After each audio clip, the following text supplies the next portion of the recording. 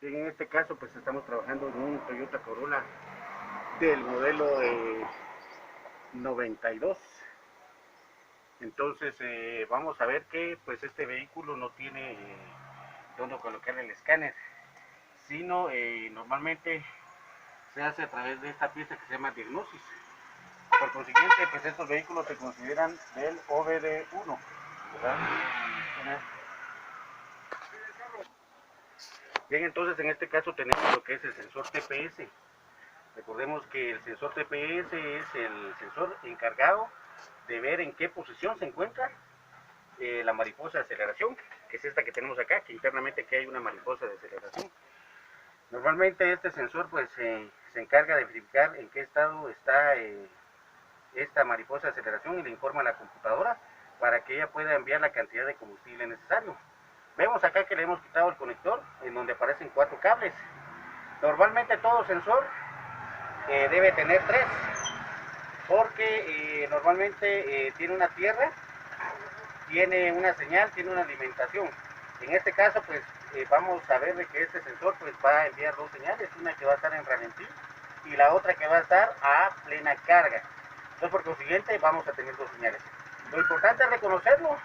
Normalmente también se trabaja con lo que es la nomenclatura de colores, ¿verdad? Por ejemplo, teniendo un diagrama, teniendo un manual, pues cada uno de los cables tiene asignado una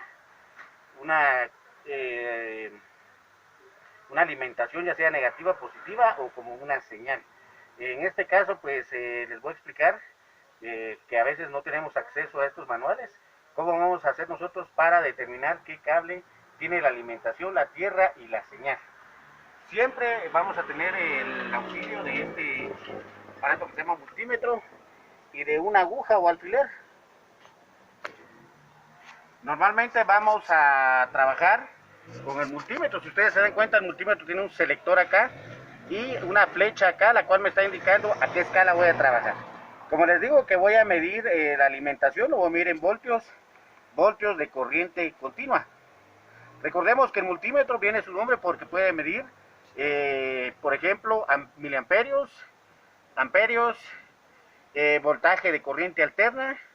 También puede medir lo que son los ohmios. Entonces en este caso yo voy a poner el selector a 20 voltios, que normalmente es mayor al voltaje que tiene esta batería. Comúnmente debemos de evitar ponerlo en un voltaje de corriente alterna, ya que esto puede provocar problemas en el multímetro. Para yo corroborar si realmente está midiendo este voltaje, coloco el cable negativo del COM en el negativo de la batería y el positivo en esta parte de la batería, y me tendría que dar, por ejemplo, 12 voltios, que es lo que yo estoy midiendo con este multímetro. Ya teniendo esto colocado, entonces yo ya puedo venir acá y si ustedes gustan, pues con este sensor conectado acá, ya voy a conectar nuevamente. Voy a saber cuál es la alimentación de voltaje de este sensor. Si ustedes se dan cuenta, pues yo ya coloqué la aguja. Normalmente hay que ver que llegue hasta el fondo, si no miento.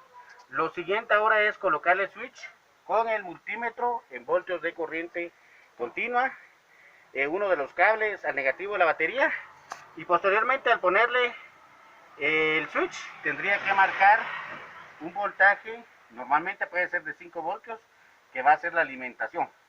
Si no marca, entonces significa que este no es el cable de la alimentación. Tendríamos que buscar en los 3 posteriores. Normalmente acá pues ya tendría que ver alimentación de corriente, entonces voy a hacer esto.